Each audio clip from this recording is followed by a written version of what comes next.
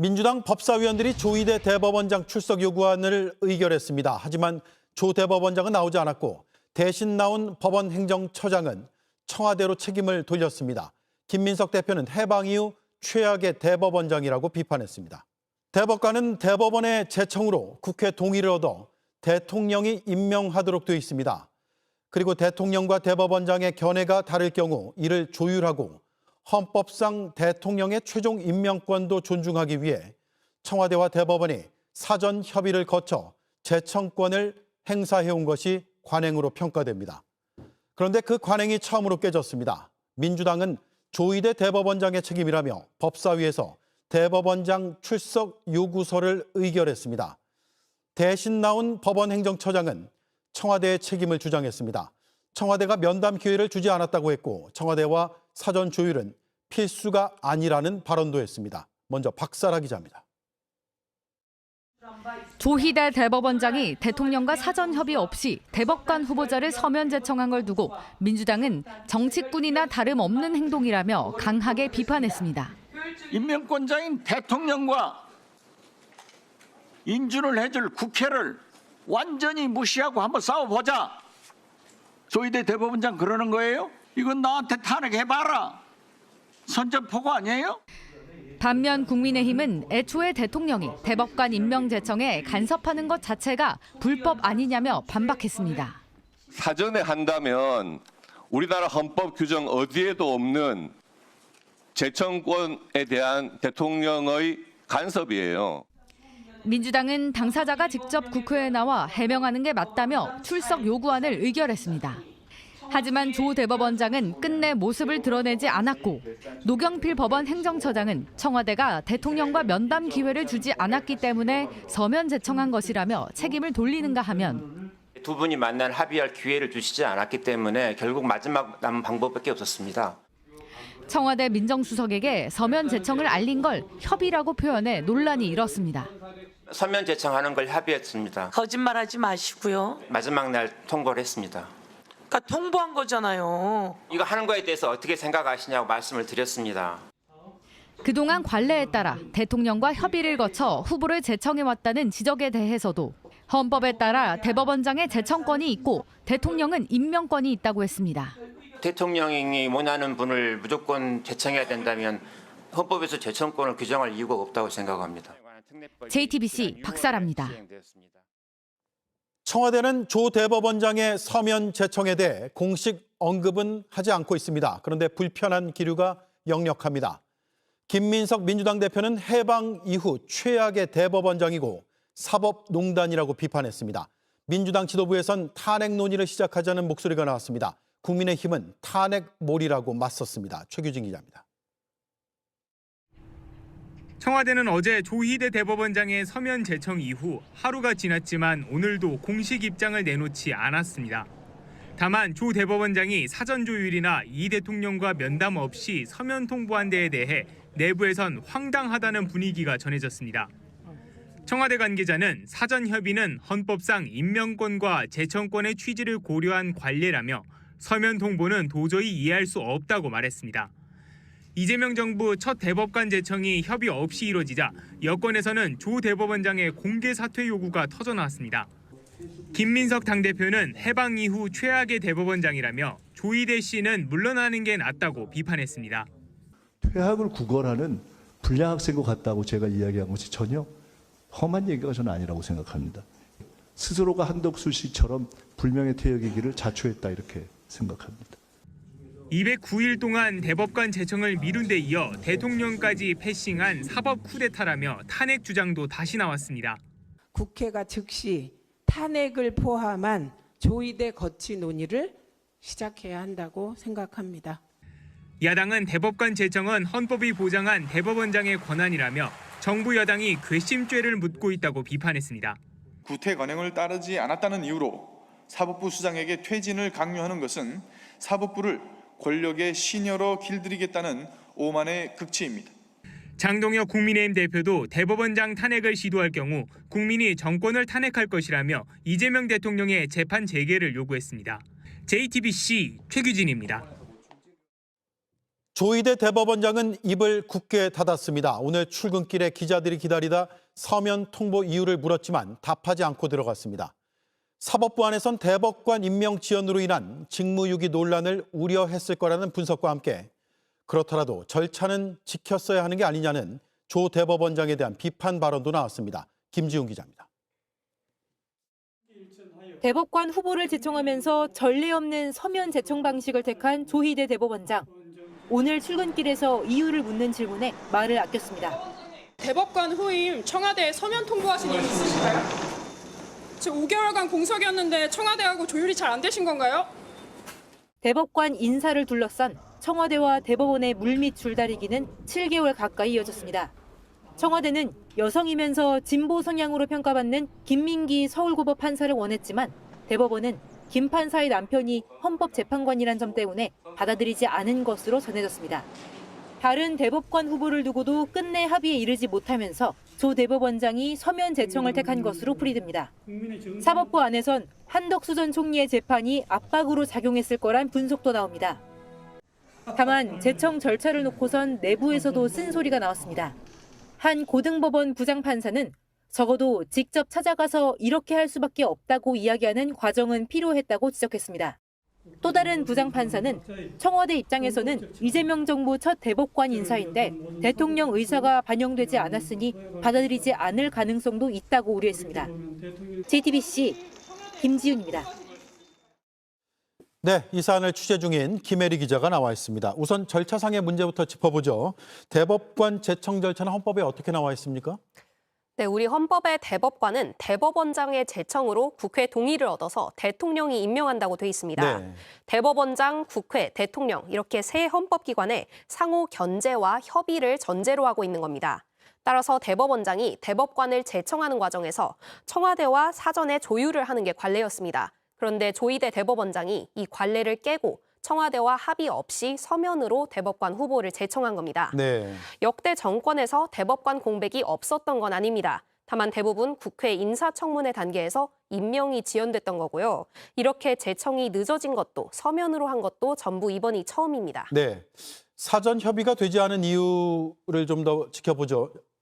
양쪽의 의견이 엇갈린 대목에 대해서 설명이 더 필요해 보이는데요.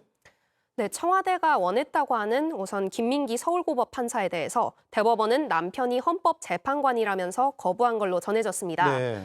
헌법재판소가 대법원 판결을 취소할 수 있는 재판소원 사건들을 심리하기 때문에 부부가 대법관과 헌법재판관을 동시에 하게 되면 이해충돌 가능성이 있다는 점을 우려한 걸로 전해집니다. 네. 하지만 회피나 제척 제도를 통해서 이 이해충돌 해소를 할 수 있다는 반론 이런 것도 있습니다. 청와대는 아직 공식 입장을 내지 않았는데요. 저희가 취재한 바로는 조희대 대법원장의 서면 제청은 기존 관례와 다르다, 즉 조율을 거쳤어야 한다 이런 입장인 것으로 파악이 됐습니다. 네. 자, 이게 가장 걱정되는 건 이제 재판 지연인데 갈등이 이렇게 길어질 것 같습니다. 그렇게 되면 대법관 지금 2명이 비게 되는 거잖아요. 맞습니다. 어떤 영향을 주게 됩니까? 네, 우선 당장 대법원 전원합의체에 넘겨진 한덕수 전 총리, 이상민 전 장관의 내란 사건과 김건희 씨 도이치모터스 주가 조작 등 3대 의혹 사건 심리에 차질이 불가피해 보입니다. 중요한 사건인 만큼 대법관 전원이 심리하겠다는 뜻으로 전원합의체에 넘긴 건데 네. 공석을 채우지 않고 심리와 선고를 하는 거는 앞뒤가 맞지 않다는 지적이 나옵니다. 이미 여권에서는 조희대 대법원장이 자신이 원하는 법관들로 전원합의체를 채워서 내란 선고를 하려 한다. 이런 의구심마저 제기되고 있습니다. 네. 오늘도 희대 조희대 얘기부터 먼저 해보도록 하겠습니다. 두 분 패널 함께합니다. 김성환 시사평론가님 어서 오십시오. 네, 안녕하세요. 네, 정필숙 변호사님 반갑습니다. 어제 국회에서 도대체 너 왜 그러냐 들어보려고 조희대 대법원장 출석하도록 의결을 했는데 조희대는 안 나오고 법원 행정처장이 나왔습니다. 노경필. 왜 그랬냐 국회의원들이 물어봤는데 뭐라고 답했는지 먼저 들어보시죠. 두 분이 만나서 합의한 이후에 서면으로 보냅니다. 근데 두 분이 만날 합의할 기회를 주시지 않았기 때문에 결국 마지막 남은 방법밖에 없었습니다. 대통령과 협의를 해야 된다면 나아가서 저희는 국회와도 협의를 해야만 그 동의권을 침해하지 않는 셈이 돼서 그건 적절하지 않다고 생각합니다. 일단 저 부분은 사실 확인이 필요합니다. 대통령을 만나려고 했는데 못 만나게 했다. 그래서 종이를 보냈다. 어떻게 봐야 될까요? 이게 말인지 밥인지 모르겠어요. 대통령을 만나게 해달라는데 안 만나게 해줬다? 아니 이재명 대통령이 지금 조희대 대법원장하고 행사 때나 이럴 때 만난 게 한두 번입니까? 그러니까요. 오부인하고 만난다 그래가지고 같이 만났던 적이 한두 번입니까? 그게 아니잖아요. 뭐 협의를 한다는 게 꼭 만나야 될 필요가 있는 건 아니거든요. 네. 예를 들어서 서면으로 미리 어떤 것 부분이 조율이 된 다음에 만나는 거지 아무것도 없이 그냥 대법관 제청해야 되니까 만나 주십시오. 뭐 이런다고 만나시겠어요? 협의를 하려면 기본적으로 어떠한 틀을 가지고 누구를 선임할 예정인데 이 부분에 대해서 어떻게 생각하십니까? 이런 사전 교감이 있어야 만나는 거지. 뭔 일이 있다고 그냥 무조건 닥치는데 만납니까? 아니, 그리고 지금까지 관례가 대면으로 만나서 상의해서 이런 사람을 하면은 어떻겠습니까? 이렇게 결정해서 해왔지 않습니까? 아니 근데 지금 저 말 안에는 그런 게 있는 거예요. 내가 대통령하고 단판 한번 줘볼게 만나서 이러자는 뜻하고 마찬가지잖아요. 그렇죠. 사전에 조율을 해서 어떤 사람이 될지. 근데 지금 이제 대통령 임명권에 관한 부분도 얘기하지만 현실적으로 대법관 추천위에서 추천을 한다 하더라도 대법관들을 다 신상들을 확인하는 과정들이 없었을 거란 말이에요. 결격 사유가 있을 수도 있는 거고요. 뭐 하다못해 대법관 추천위원회에서 부동산 문제 재산까지 다 들여다보지는 않잖아요. 그러면 행정부의 협조가 필요한 상황이란 말이에요. 그럼 추천위에서 추천한 사람 가운데 어떤 사람이 검증을 통과할 수 있을지 그걸 확인하는 절차도 필요한 거예요. 그러면 청와대 협조가 사실은 필요한 거란 말이에요. 그럼 사전에 내가 이 사람을 추천하고 싶은데 이 사람이 어때요? 라고 하는 절차들은 필요할 수밖에 없어요. 그러면 본인의 의사가 먼저 들어가야 되는 거 아닙니까? 그러면 그거를 가지고 사전에 조율하고 이런 과정들이 있고 난 다음에 대통령하고 대법원장이 만났을 때 뭐 이렇게 추천해서 고생하셨습니다. 뭐 이러면서 감사합니다. 이렇게 해가지고 끝나고 그다음에 추천하면 되는 거잖아요. 근데 조희대 대법원장의 태도는 이런 거죠. 나 만날래. 만나서 내가 해결해 볼게. 이게 뭡니까? 말도 안 되는 절차 가지고 얘기하는 거잖아요. 만날래를 하긴 했을까요, 정말로? 저는 그것도 궁금해요. 의심스러워요. 어떤 식으로 어떤 절차를 통해서 만나겠다고 한 건지 정말로 공식적 절차를 통해서 몇 월 며칠 사실은 행정부 수반하고 사법부 수반이 만난다는 것 자체가 정치적인 논쟁거리가 될 수 있기 때문에 두 분이 만나기 위해서는 굉장히 공식적인 절차를 거쳐서 개방적으로 돼야 돼요. 예를 들어서 아무런 접점도 없고 아무런 협의점도 없는 상태에서 대통령하고 대법원장이 그냥 둘이 만난다고 생각해 보세요. 그러면 어떻게 사람들이 그걸 해석을 하겠어요. 근데 그런 거에 대한 공식적 절차도 없이 내가 만나자고 했는데 안 만나줬다. 무슨 소리야 이게 도대체. 어떻게 보면은요. 이게 조희대의 대선 불복이다 이렇게 볼 수도 있는 겁니다. 지금까지 대법관 임명은 대법관을 어떠한 사람으로 하면 좋겠다 사전 협의를 해가지고 모양새를 대법원장이 대통령을 만나서 이렇게 조율하고 대통령이 임명하는 형식으로 해왔는데 나 안 만날래. 만나지 않을 거야. 그리고 나는 이렇게 하면 돼. 이렇게 해버리면 이거는 대통령을 인정하지 않겠다. 결국은 대선 불복이다. 왜? 조희대자가 어떻게 했습니까? 대통령을 어떻게 해서든지 안 되게 하기 위해서 이미 민주당의 대선 후보로 결정이 된 사람을 대선 후보를 날려버리기 위해서 유죄 취지로 파기환송을 했던지 아닙니까? 이자는 마음속에 이재명 대통령을 대통령으로 인정하지 않는 마음이 있는지도 모르겠습니다. 어제 국회에 노경필 법원행정처장 나와가지고 너 왜 그랬어? 그러니까 이제 만날 기회를 안 줬다라고 하는데 대법원장의 재청권 운운합니다. 자, 재청에 대해서 한번 생각을 해봅시다. 지금 대법원이 얘기하는 재청은 그거 한번 띄워봐 주십시오. 헌법 104조 2항에 보면 대법관은 대법원장의 재청으로 국회의 동의를 얻어 대통령이 임명한다. 이렇게 돼 있습니다.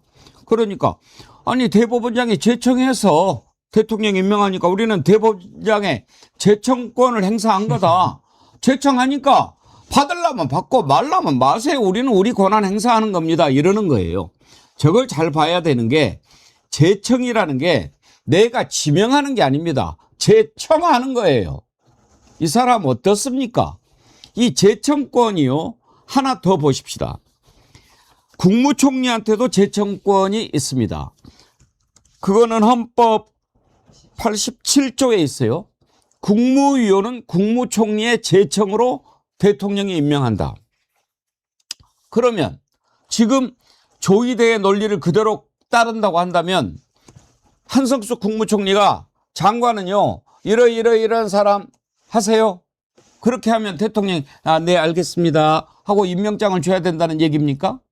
이게 무슨 말도 안 되는 소리입니까? 정필석 변호사님, 제청이 뭡니까? 말 그대로 청한다는 거죠. 구한다, 청한다. 법률 용어로 따지면 법률 용어로 이제 보통 이제 재판을 걸 때 청구 취지라는 말을 많이 하거든요. 법원한테 청해서 구한다 이런 뜻이에요. 말 그대로 제청이라는 것도 청한다는 거예요. 이렇게 해 주십사 하는 거고, 거기에 대한 결정은 임명권자가 갖고 있는 거죠. 물론 이제 이 임명권을 형식적인 것으로 보아야 되느냐 말아야 되느냐 이런 부분에 대한 논란이 사실은 작년에 있었죠. 근데 이제 형식적으로 보는 건 보더라도 그 전에 국회의 동의라는 필수적 절차가 있기 때문에 제청을 하기 전에 대통령과 미리 협의를 하는 절차를 거쳤던 거예요. 왜냐하면 결국은 제청을 해서 청문회 등을 통과하고 국회의 동의를 구하고 이 모든 과정이 말씀하신 것처럼 행정부의 협조가 없이는 불가능한 거거든요.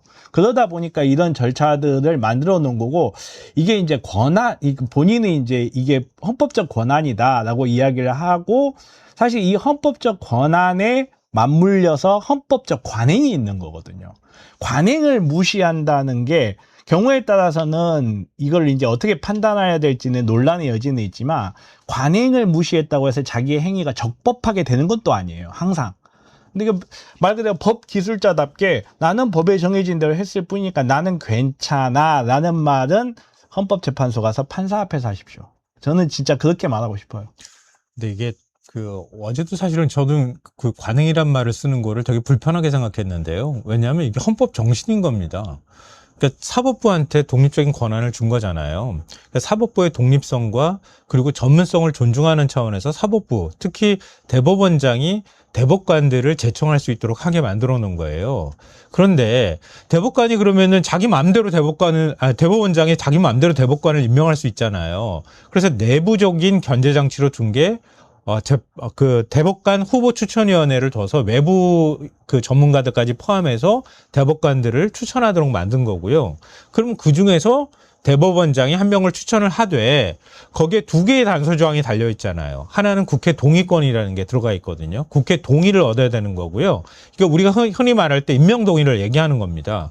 국회에서 표결 절차를 통해서 동의를 해줘야 되는 거예요. 그리고 또 하나, 행정부 수반으로서 여기에 일종의 견제권을 가질 수 있도록 만들어 놓은 게 바로 대통령의 임명권인 거예요. 그러니까 대법관은 그냥 대법원장 마음대로 추천해가지고 내가 제청해가지고 대통령이 그냥 임명하는 거야, 이렇게 될 수가 없다는 거예요. 그렇죠. 그게 헌법 정신에 그대로 투영이 되어 있는 거고요. 우리가 그 내란 때 많은 분들이 보셨던 것처럼 헌법재판관이 있는데, 헌법재판관의 경우에는 권력 균형이나 이런 부분들을 굉장히 중시한 자리잖아요. 헌법재판소라는 게 그런 역할이니까. 그래서 9명의 재판관 가운데 333으로 대법원장 추천, 그 다음에 국회 선출, 그리고 대통령이 지명해가지고 하는 자리 333이고, 거기에 대통령이 최종 임명한다고 하는 건 형식적 임명 절차를 의미하는 거예요. 그러니까 그거하고 이거하고는 다르다는 거죠. 그러니까 그때 우리가 논란이 됐을 때 국회에서 다 선출한 사람을 왜 대통령이 그 당시 한덕수 국무총리가 임명을 안 하고 거부했던 거잖아요. 그래서 위헌 논란이 생겼던 거거든요. 그러니까 지금 대법원장이 대법관 추천하는 거는 제청으로 그냥 끝나는 게 아니라 대통령이 일종의 견제권을 행사하도록 만들어졌기 때문에 사전 협의를 관행이라는 의미로 얘기하는 겁니다. 그러니까 이걸 누구보다 잘하는 조희대 대법원장이 이런 식으로 서면으로 나 제청했어 그리고 던져버리는 거는 말도 안 된다는 거예요. 이런 식으로 장난을 치는 것을 막기 위해서라도 헌법을 바꿔야 됩니다. 왜 이 제청이라고 하는 게 들어갔는지 어제 법사위에서 김용민 의원이 얘기를 했는데 여러분 이해에 도움이 되실 겁니다. 한번 들어보시죠.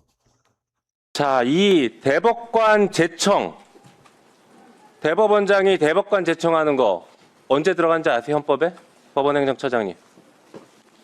잘 모릅니다. 모르시죠? 예. 이게 유신헌법에 들어갔어요. 대통령 박정희가 입법부, 사법부 다 자기 손에 쥐려고 그때 대법원장 자기가 마음대로 임명해놓고 이 대법원장이 모든 판사를 다 제청하게 만들었습니다. 모든 판사를 제청하고 대통령이 판사를 다 임명했어요. 볼까요? 그때 유신헌법 103조 2항입니다. 대법원장이 아닌 법관은 대법원장의 제청에 의해 대통령이 임명한다. 이게 착각하지 마세요. 사법부 독립 때문에 제청권이 들어간 게 아니라 사법부를 권력이 장악하기 위해서 제청권이 들어갔던 거. 이게 역사예요. 법원행정처장이 이 정도는 알고 와서 얘기하셔야지. 이것도 모르시고 왜 그러고 계십니까? 그리고 이게 현재 87년 헌법의 민주화 과정에서 국회의 동의권을 간신히 집어넣은 거예요, 이것은. 정필승 변호사님, 이제 왜 이렇게 생겼는가 하는 것, 헌법에도 여러 가지가 이제 우리가 좀 살펴봐야 되지만, 기본적으로 지금까지 해왔던 것을 안 하고 막 마음대로 해버린 것이 이상해서 불거졌지 않습니까? 그러면 왜 이렇게 됐느냐 하는 것을 따질 필요도 있지만, 일단 말이 안 되는 짓을 해놓고 이제 와서 그건 대처 헌법에 이렇게 있니 어쩌니 하는 것 자체가 말장난이지 그게 뭡니까? 이건 말장난이죠, 당연히. 지금 법이라는 거는, 법이 지키는 거는 법적 안정성이에요. 법적 안정성이라는 거 그냥 한마디로 이야기하면 하던 대로 하자예요, 사실은. 그래서 이제 법이 왜 불합리한가 이런 부분에 대해서 이야기가 나올 때 이런 게 나오는데, 법에서 가장 중요시하는 원칙 중에 하나인 법적 안정성은 그냥 간단하게 인간들의 말로 하자면 하던 대로 하자예요. 이런 것들이 변화가 생긴다는 거는 그 전에 맥락이 있어야 돼요. 물론 이제 법이라는 게 어떤 걸 정해놓고 이대로만 하자라고 고집하는 건 아니거든요. 그러면 예를 들어서 사실 이게 방금 전에 김용민 의원님이 이야기를 했다시피 이 제청권에 대해서 헌법적 논란이 많았던 게 사실이에요. 아니, 외국 같은 경우에 우리나라의 상권 분립에서 문제가 되는 것 중에 하나도 사실은 꼽히던 거예요. 왜 합의를 해야 되느냐, 이런 부분에 대해서. 그래서 이제 정권에 따라서 이 합의라는 것을 악용을 하기도 하고 긍정적으로 이용을 하기도 하고 여러 가지 이제 역사적 맥락들이 좀 있긴 한데, 근데 그 역사적 맥락들을 국민들이 전혀 모르는 상태잖아요. 근데 어느 날 갑자기 툭 튀어나와가지고 70년 아니지, 27년 정도 됐죠. 27년 정도에 유지해 오던 이 관행을 하루아침에 바꾼다는 거는 그 자체로 위법하게 비춰질 여지가 굉장히 큽니다. 그리고 제청권이라는 게 말씀하셨다시피 대통령에게 제청한다, 이거 권력을 장악한다, 이런 역사적 맥락, 이런 부분들 법학자들은 이야기할 수 있죠. 저도 저 부분에 대해서 관심을 굉장히 많이 갖고 있기 때문에 사법부 독립이라는 취지에서 저는 솔직히 이번 기회에 그래? 제청했어? 가져와 봐 해가지고 국회에서 정말 탈탈탈탈 털어버렸으면 좋겠어요. 판사들이 지금까지 어떻게 살아왔는지를. 근데 이제 그런 부분이 약간 좀 자제된 부분들이 있는데, 지금 이제 이 조이대의 이 행위 때문에 사법부와 입법부와 행정부가 굉장히 심한 갈등 국면에 놓여버린 거예요. 그냥 저 행위 하나 때문에. 근데 그렇다고 해서 이제 조이대를 그러면 이걸로 탄핵해야 되느냐, 여기에 대한 의문들을 많이 이야기하더라고요. 예, 탄핵해야 돼요. 예. 그게 헌법이 있는 이유예요. 법이 아니라 헌법이 있는 이유, 그게. 자, 이제 두 가지를 따져봅시다. 조이대를 어떻게 해야 될 거냐 하는 거 하나, 그러면 이제 대법관들 임명하는 것은 어떻게 해야 될 거냐, 이 두 가지를 한번 얘기를 해볼 텐데, 먼저 조이대에 대해서는 어제 김민석 대표가 강하게 비난하면서 너는 물러나는 게 맞다라고 얘기를 했는데, 오늘 보니까 전국에 법치 파괴 조이대 물러나라 이런 현수막을 내걸도록 지금 지시를 했네요. 탄핵해야죠. 이건 좀 생각이 다를 수는 있긴 한데요. 일단 기본적으로 어제 김민석 당대표가 냈던 메시지는 일정하게 절제된 선에서 전 적절했다라고 생각하거든요. 그러니까 저도 그동안에 계속 얘기했던 게 조이대는 스스로 물러나는 게 맞다, 이렇게 얘기를 또 했었고요. 그건 사법 쿠데타를 한 사람이나 다름이 없고, 이제 사법부의 독립을 오히려 훼손한 사람이 대법원장으로 앉아 있는 거잖아요. 그러니까 그래서는 안 된다. 조이대는 스스로 물러나는 게 맞다라고 저도 보고요. 그러니까 이게 큰 틀 안에서 보면은 그동안의 사법부가 자기들 속에 갇혀가지고 오히려 대법원장이 자기의 어떤 제왕적 권력을 누려왔다는 걸 상징적으로 보여주는 장면이라고 보거든요. 그래서 독일이나 외국 같이 대법관들을 오히려 국회가 견제하고 선출하는 그런 권한을 주든가 어떤 방식으로든 사법개혁이 필요하다고는 보는데, 다만 이제 탄핵으로 넘어가는 거는 저는 조금 신중한 입장이에요. 왜냐하면 조이대라는 사람이 지금 이훈구 대법관 퇴임까지 맞춰서 2명을 동시에 제청을 할 때는 그 이후의 일까지 아마 충분히 검토했을 거라고 저는 보거든요. 그러면 이전에 1명을 제청을 할 때 사전 조율을 거치지 않은 상태에서 자기가 일방적으로 제청했을 때는 굉장히 아마 정치적으로 부담스러웠을 거예요. 이게 또 하나 이재명 대통령에 대한 국민들의 지지나 신뢰가 굉장히 높은 상황에서 그렇게 했을 경우에는 오히려 사법부에 더 큰 역풍이 불 가능성이 높다고 아마 판단했을 거라고 보거든요. 근데 저는 이번에 굉장히 괘씸하다고 생각하는 건 이 대통령의 국정 지지가 많이 떨어진 상황인데다가 두 명을 동시에 이런 방식으로 한 명은 사전 협의하고 한 명은 자기가 일방적으로 서면으로 제청해버리면 사유를 삼기가 굉장히 어려운 데다가 만약에 국회에서 탄핵 소치에 들어가면 헌법재판소에서 자기가 하지 않았다는 그 행위로만으로도 위헌이라고 판단하기 매우 어려울 거다. 결국 이 정국을 더 끌고 나가가지고 대통령한테 훨씬 더 큰 부담을 주고 거기에 따르는 국민적 반발이나 야당의 반발을 조성한 다음에 나중에 가서 탄핵이 부결됐을 경우에는 더 정치적으로 부담스럽게 만들 수 있다는 생각도 했을 것 같거든요. 그러니까 저는 그래서 국민적으로 지금 어제 오늘 언론 보도가 많이 바뀌었어요. 어제는 관행이라고 표현하는데 오늘은 이 관행도 지켜야 되는 거다. 대통령의 일종의 임명권도 하나의 견제할 수 있는 힘이다라고 하는 언론들이 상당히 많이 늘어났어요. 이런 것처럼 국민들한테 여론을 좀 조성하고 야당에서도 민주당에서도 사법부 내부에서도 이런 문제에 대한 인식을 공유하고 의견을 좀 적극적으로 내도록 하게 만든다거나 이런 절차들을 밟고 그런 절차들을 충분히 밟아가면서 국민들 여론을 만들어가는 과정들이 저는 매우 중요하다고 봅니다. 너무 정치적으로 부담스러운 상황은 현재까지 이 수준에는 탄핵을 곧바로 들어가거나 하는 거는 일단 단계적 접근 방법으로 좀 빌드업하는 과정이 좀 필요하다고 봐요. 그래요?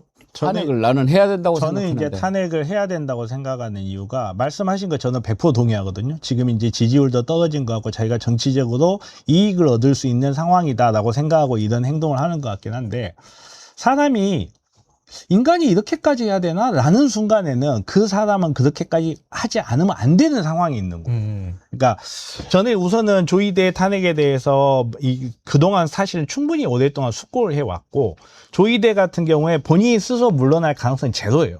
지금 이제 임기가 얼마 남지 않았기 때문에. 내년 6월이면 끝나요. 예. 임기가 얼마 남지 않았고 그리고 거의 제로에 가까운 데다가 저는 지금 일어나고 있는 사법부의 난맥상은 조이대가 갖고 있는 사법부 내에서의 위기를 보여준다고 생각해요. 예를 들어서 후보 대법관들에게 사퇴를 권유하는 이런 무리수를 법원이 썼다는 거는 정확하게 이야기하면 조희대 마음대로 사법부가 돌아가지 않는다는 뜻이에요. 예를 들어서 기존에 있는 법관들을 조희대가 장악을 하는 상태가 유지가 된다면 두 명이 누가 들어오건 신경 쓸 필요가 없어요. 그 두 명이 자리가 채워지건 안 채워지건 누가 들어오건 안 들어오건 어차피 기존에 있던 지금 이제 7명인가가 윤석열 때 임명된 대법관인가 그럴 거예요. 그 사람들 사이에서라도 자기의 힘을 갖고 있다면 두 명이 누가 들어오건 나와 의견이 다르면 숫자도 누르면 되고 그렇지 않고 뭐 내가 장악을 하고 있는 상태면 누가 들어오건 내가 회유할 수 있어. 이런 자세가 될 텐데 정말 6개월 이상 대법관을 공석으로 놔둬서 사실 올공 사태도 이거랑 관계가 있는 거거든요. 그렇죠. 그런 무리수를 두면서도 계속 이렇게 돼 왔다는 거는 조이대 체제의 대법원이 조이대 중심으로 힘이 안 움직이고 있다는 뜻이에요. 그리고 지금 현재 상황에서 자기가 제어할 수 없는 어떤 사람들이 들어왔을 때 이 힘의 균형이 완전히 무너질 수 있다고 판단하기 때문에 정말 대법관 후보들한테 사퇴하라는 압력을 넣을 정도로 안 좋은 상황이라는 거거든요. 그거는 거꾸로 이야기하면 뭐냐? 탄핵 인용될 가능성이 제법 있다는 말입니다. 그거는. 예. 그리고 탄핵 재판이 시작되고 진행되는 과정에서 아마도 퇴임돼 버릴 수 있어요. 그리고 이렇게 6개월 넘도록 질질 뭉개다가 갑자기 정의 한 장 보낸 이유가 뭐겠습니까? 오랫동안 대법관 임명 제청을 안 하고 있으면은 그게 결국은 직무유기가 되고 이게 탄핵 사유가 된다는 걸 본인이 너무 잘 아는 거죠. 그러니까 본인이 지금 이제 와서 갑자기 이걸 하는 거는 사실은 이 전당대회 전후로 해가지고 조이대 탄핵에 대한 이야기들이 조금씩 나오기 시작했어요. 상당히 이제 막 그 지선 지나고 막 이러면서 조이대가 좀 잊혀져 있었는데 최근에 이제 김건희에 대한 그 전원합의체 회부부터 시작해가지고 사람들이 다시 이제 대법원이 어떻게 돌아가고 있고 조의대 어떻게 됐지? 여기에 이제 관심을 갖기 시작했거든요. 그 관심을 가진 상태에서 본인도 이제 본인 나름대로 위기감을 느끼는 거죠. 내가 이대로 버티다가는 정말로 탄핵이 올라갈 수 있다. 이런 걸 느끼는 건데, 조의대가 이걸 하면, 내가 이걸 하면 탄핵이 안 될 거야라는 기대를 갖고 있는데, 저는 그 기대를 채워주면 안 된다고 생각합니다. 그러니까 저는 말씀하신 거에 저도 다 동의하고요. 이게 본질적으로 보면은 그 민주적 정당성을 갖고 있지 못한 사법 권력이, 특히 대법원장이 국민이 직접 손으로 선출한, 그러니까 대통령이라는 사람의 권한에 도전하는 행위를 하는 거란 말이에요. 이거는 용납할 수 없다. 그 선에 대해서는 저 동의하고, 민주당 내부에서 탄핵 요구가 나오는 것도 저는 충분히 이해할 만하다고 봐요. 근데 앞서 쭉 말씀드렸던 것처럼 그런 부담에다가 또 하나 더 덧붙이자면, 이게 사법부하고 헌법재판소의 싸움이 되는 측면이 있단 말이에요. 그러니까 사법부에서 도저히 용납하지 못하겠다고 그동안에 얘기를 해왔던, 그러니까 권한을 가지고 서로 다퉜던 거잖아요. 헌법 해석권을 둘러싼. 그래서 지난번에 재판소원제에 대해서 사법부가 그렇게 반발한 것도 최종적으로 헌법재판소에서 자기가 판결한 걸 결정하는 구조가 돼버리기 때문에 자신들의 위에 헌법재판소가 올라간다는 인식을 가지고 있기 때문이기도 하잖아요. 그러니까 거꾸로 보면 헌법재판소에서 탄핵을 결정하기가 매우 어려울 수도 있다는 거예요. 저는 만약에 이게 탄핵으로 가잖아요. 저는 헌법재판소에서 6개월 이상 끌어가지고 각하로 갈 것 같아요. 그러니까 그런 결론이 나올 때 각하로 가더라도 그동안 기간에 조의대 꼴을 안 볼 수가 있잖아요. 근데 그렇게 되면은 대법원장이 직무가 정지되는 사태가 벌어져요. 나중에 그게 또 연장이 안 된다고 그러던데요? 어떤 게요?